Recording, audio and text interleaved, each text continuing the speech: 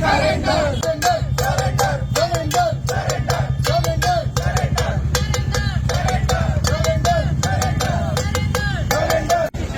चाय P low, भैया चाय पी लो।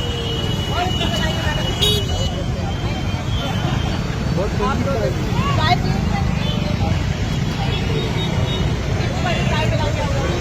में इस देश में एक नारा गूंजा कि बहुत हुई महंगाई की मार, अब की बार मोदी सरकार।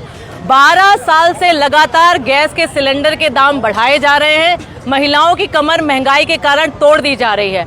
आप सब ने देखा महंगाई कम होने का नाम नहीं ले रही। आज हमारे देश के पेट्रोलियम मंत्री 4 दिन पहले कहते हैं जो एफटीन के यार हैं कि देश में आपूर्ति पूरी है, लेकिन 2 दिन बाद ही इन्होंने सिलेंडर के दाम 60 रुपए बढ़ा दिए।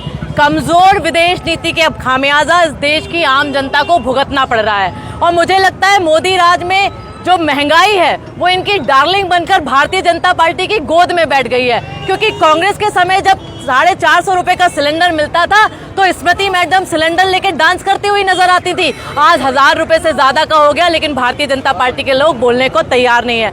मुझे तो एक कारण नजर आता है कि देश के प्रधानमंत्री ने भारतीय जनता पार्टी के लोगों को नाले से गैस निकालने की प्रक्रिया ट्रेनिंग दे रखी है, इसलिए लगातार बढ़ते हुए सिलेंडर के दाम इनको दिखाई नहीं देते।